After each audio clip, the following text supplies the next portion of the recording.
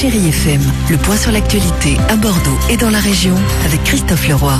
Bonjour à tous, très bon appétit. On commence avec le temps. La météo avec Anacourt, votre formule soutien scolaire. Et c'est un temps maussade sur la Gironde ce lundi et une bonne partie de la semaine. D'ailleurs, au programme aujourd'hui, c'est nuages et averses.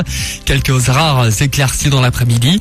Côté température, il fera jusqu'à 17 degrés. Météo France annonce une amélioration pour mercredi prochain. Avant de revenir sur l'actualité en Gironde, on l'a appris ce matin, la mort du jeune acteur français Jocelyn Quivrin. Hier soir, dans un accident de la route, il avait 30 ans. Jocelyn Quivrin était le compagnon de l'actrice Aglys Taglioni. Il avait incarné le compagnon de Sophie Marceau dans LOL et un collègue de bureau dans 99 francs, aux côtés de Jean Dujardin.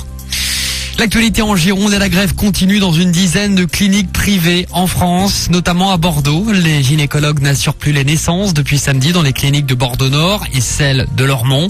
Ils réclament une meilleure protection au cas d'accident médical. Les femmes sur le point d'accoucher sont donc dirigées vers le CHU de Bordeaux, aujourd'hui encore. De nouveaux horaires pour lutter contre l'alcoolisme et les violences à Bordeaux. Le préfet de Gironde a modifié vendredi l'arrêté sur les horaires de fermeture et d'ouverture des établissements de nuit. Désormais, les boîtes fermeront à 6 heures au lieu de 4. Pas de changement pour les bars qui fermeront à 2 heures comme aujourd'hui. Mais la vente d'alcool sera interdite dès 4 heures du matin. Un petit rappel, c'est le dernier jour pour payer votre taxe d'habitation et la redevance télé. Il faut le faire avant minuit.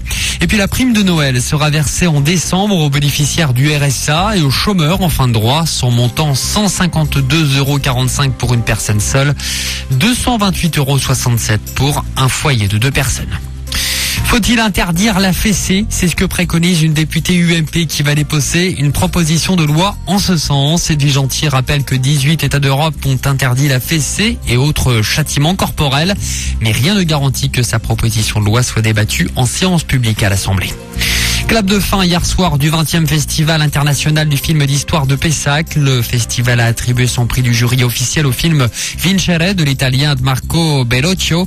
Un film qui sortira le 25 novembre sur les écrans. Cette fiction qui était en compétition en sélection officielle au Festival de Cannes 2009 raconte un lourd secret de la vie de Mussolini.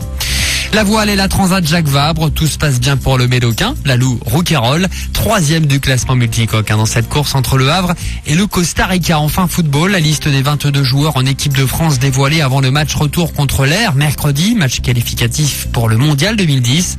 3 Girondins de Bordeaux ont été sélectionnés face à l'Irlande. Le gardien Cédric Carasso, Alou Diarra et Johan Gourcuff. Très belle après-midi avec Chérie FM Bordeaux. N'oubliez pas aussi de vous connecter sur la page Facebook de la rédaction de Chérie FM Bordeaux.